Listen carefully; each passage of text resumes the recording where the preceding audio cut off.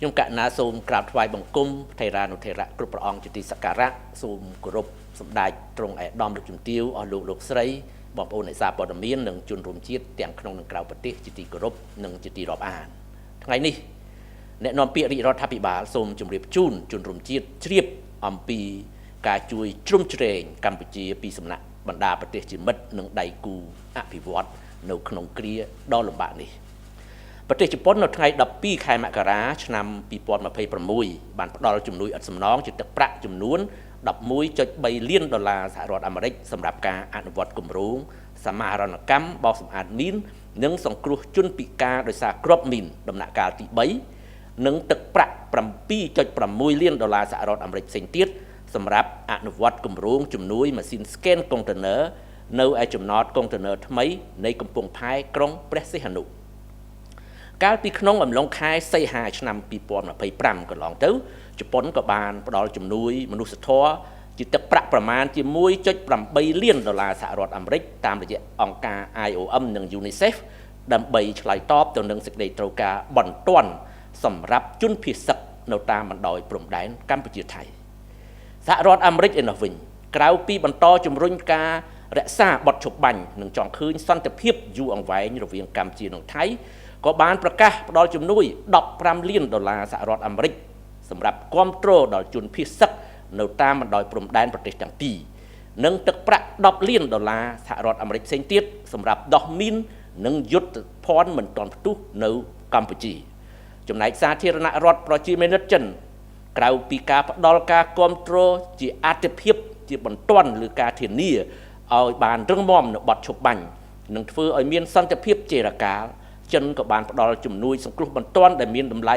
ជាទឹកប្រាក់$20 លានសម្រាប់ជនភៀសសឹកនៅក្នុងប្រទេសកម្ពុជានិងបានប្រកាសត្រៀមខ្លួនជាស្រេចក្នុងការផ្ដល់ជំនួយមនុស្សធម៌សម្រាប់តម្រូវការចិញ្ចឹមជីវិតរបស់ជនភៀសសឹកនៅតាមតំបន់ព្រំដែនដែលរងផលប៉ះពាល់ចំណែកឯសាធារណរដ្ឋ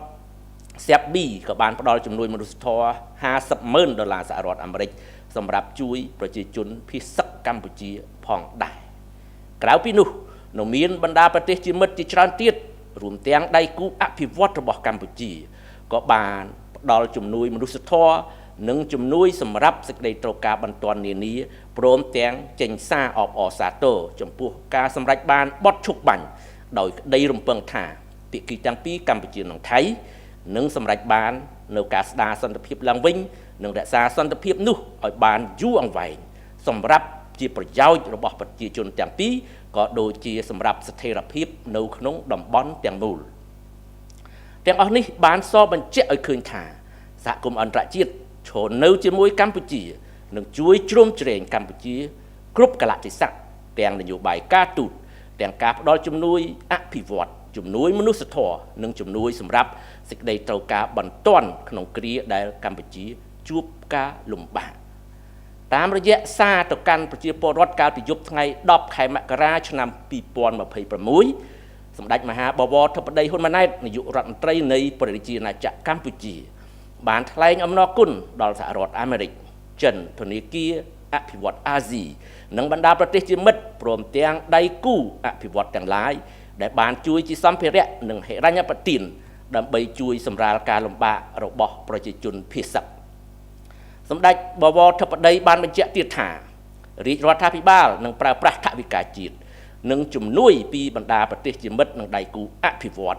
ដើម្បីស្ដារឡើងវិញឲ្យបានឆាប់បំផុតទាំងជីវភាពរស់នៅរបស់បងប្អូនជនភៀសសឹកក្រោយពេលវិលត្រឡប់ទៅកាន់លំនៅឋានវិញក៏ដូចជាហេដ្ឋារចនាសម្ព័ន្ធដែលបានរងការបំផ្លិចបំផ្លាញដោយការទម្លាក់គ្រាប់បែករបស់ទាហានថៃគួរកត់សម្គាល់ថាក្នុងដំណាក់កាលដែលកម្ពុជាមានសន្តិភាពពេញលេញរយៈពេលជិត3ទសវត្សរ៍ចុងក្រោយរាជរដ្ឋាភិបាលក្រោមការដឹកនាំរបស់សម្ដេចតេជោហ៊ុនសែនអតីតនាយករដ្ឋមន្ត្រីនិងសម្ដេចបវរធិបតីហ៊ុនម៉ាណែតនាយករដ្ឋមន្ត្រីបច្ចុប្បន្នបានប្រើប្រាស់កាលានុវត្តភាពនៃសន្តិភាពដើម្បីជំរុញល្បឿននៃការអភិវឌ្ឍប្រទេសឲ្យរីកចម្រើនគ្រប់វិស័យនិងពង្រឹងភាពម្ចាស់ការពឹងលើខ្លួនឯងកាន់តែរឹងមាំឡើងជាលំដាប់លទ្ធភាពដែលរាជរដ្ឋាភិបាលកម្ពុជាមានដោយខ្លួនឯងរួមជាមួយនឹងជំនួយពីបណ្ដាប្រទេសជាមិត្តដៃគូអភិវឌ្ឍក៏ ដូចជាការចូលរួមយ៉ាងសស័កសស្រាំពីសំណាក់សប្បុរសជននិងមហាជនខ្មែរគ្រប់ទិសទីបានប្រមូលផ្ដុំគ្នាជាកម្លាំងកាន់តែខ្លាំង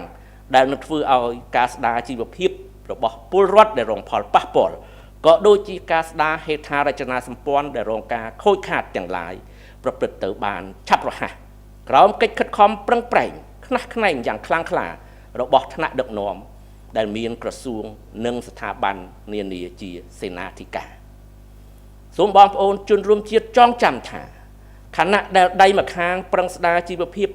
របស់ប្រជាពលរដ្ឋនិងស្ដារហេដ្ឋារចនាសម្ព័ន្ធដែលរងការបំផ្លិចបំផ្លាញតែដៃម្ខាងទៀតរាជរដ្ឋាភិបាលខិតខំការពារអធិបតេយ្យភាពជាតិនិងបូរណភាពទឹកដីក្នុងដែនអធិបតេយ្យភាពស្របច្បាប់របស់កម្ពុជាយ៉ាងម៉ឺងម៉ាត់បំផុតដោយមធ្យោបាយសន្តិវិធីតាមរយៈយន្តការការទូតនិងច្បាប់អន្តរជាតិអ្នកនាំពាក្យរាជរដ្ឋាភិបាលសូមបញ្ជាក់ជូនជាថ្មីម្ដងទៀតថារាជរដ្ឋាភិបាលកម្ពុជាប្រកាន់ជំហរម៉ឺងម៉ាត់នៅក្នុងការពារខ្សែព្រំដែនអន្តរជាតិកម្ពុជាថៃដែលបន្សល់ទុកដោយគណៈកម្មការព្រំដែនឥណ្ឌូចិនសៀមដោយគោរពគោលការណ៍ច្បាប់អន្តរជាតិគោលការណ៍ខ្សែព្រំដែនមិនកែប្រែគោរពអនុសញ្ញាសន្ធិសញ្ញាបារាំងសៀមផែនទីនិងកំណត់ហេតុបោះបង្គោលព្រំដែនរបស់គណៈកម្មការបោះបង្គោលព្រំដែនឥណ្ឌូចិនសៀមព្រមទាំងកិច្ចព្រមព្រៀងនិងឯកសារពាក់ព័ន្ធនានាដែលភាគីទាំងពីរបានឯកភាពគ្នានារយៈពេលកន្លងមកកម្ពុជាមិនទទួលស្គាល់នូវការកែប្រែខ្សែព្រំដែនណាមួយដែលកើតចេញពីការប្រើប្រាស់កម្លាំងនោះឡើយនេះគឺជាជំហរឥតប្រែប្រួលនិងមិនអាចធ្វើសម្បទានបានរបស់រាជរដ្ឋាភិបាល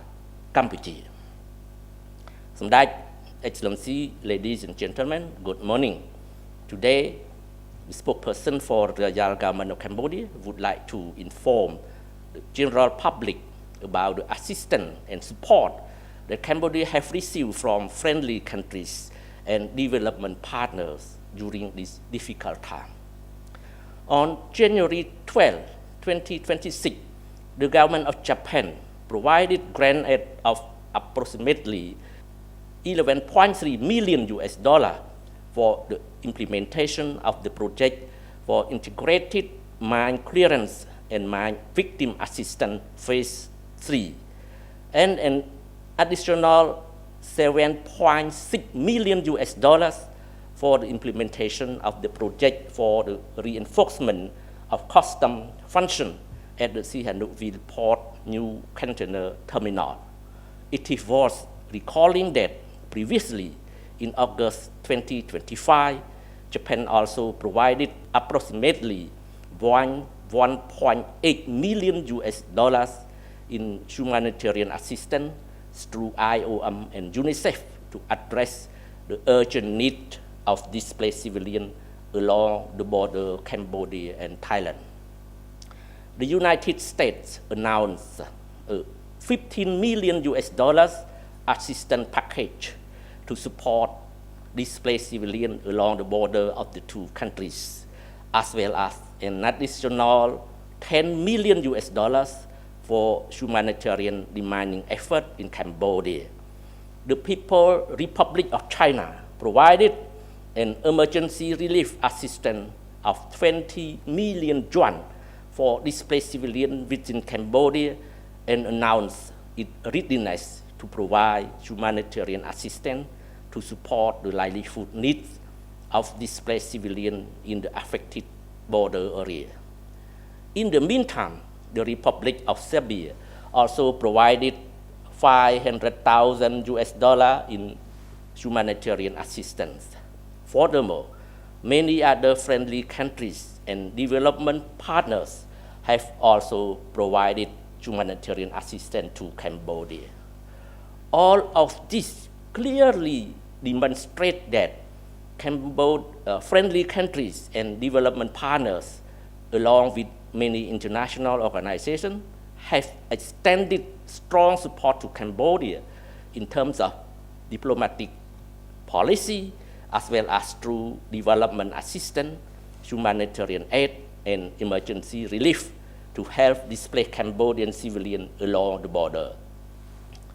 In the special message to the general public on the night of January 10, 2026, សម្ដេចមហាបវរធិបតីហ៊ុនម៉ាណែត Prime Minister of Kingdom of Cambodia expressed his gratitude to the United States of America, the People's Republic of China, the Asian Development Bank, and friendly countries as well as other development partners for providing material and financial assistance to alleviate the hardship of displaced civilians. សម្ដេច Prime Minister further emphasized that the royal government will use the national budget and assistance from friendly countries and development partners to restore the livelihood of displaced civilians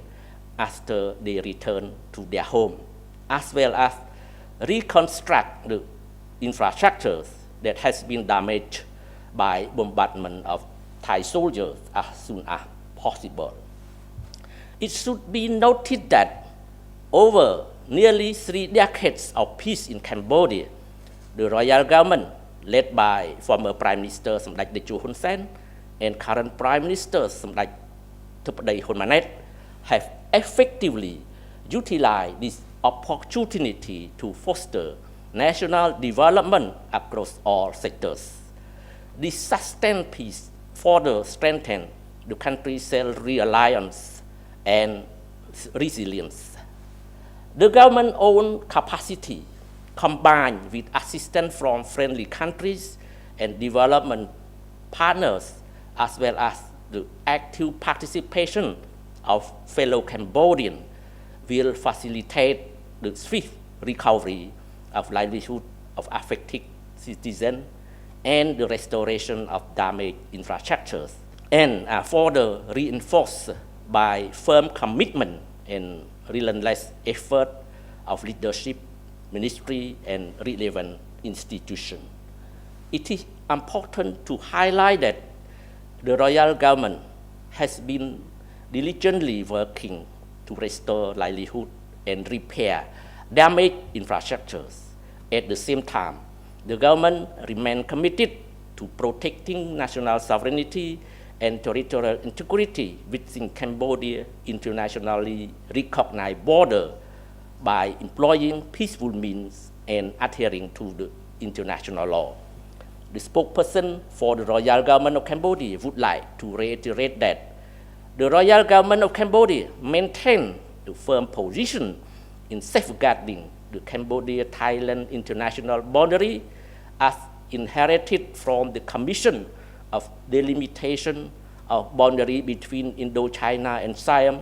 in full respect of international law principle, the principle of intangibility of frontier, uti possidetis juris,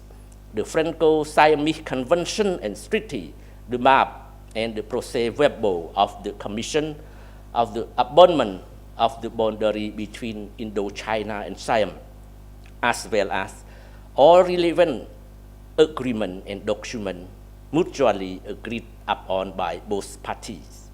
Cambodia reiterates that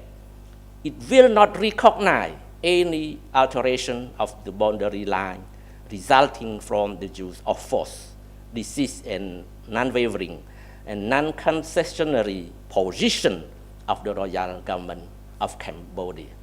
Thank you. បាទខ្ញុំបាទសូមបញ្ចប់តែប៉ុណ្ណេះហើយសូមអរគុណនិងសូមគោរពលាបាទ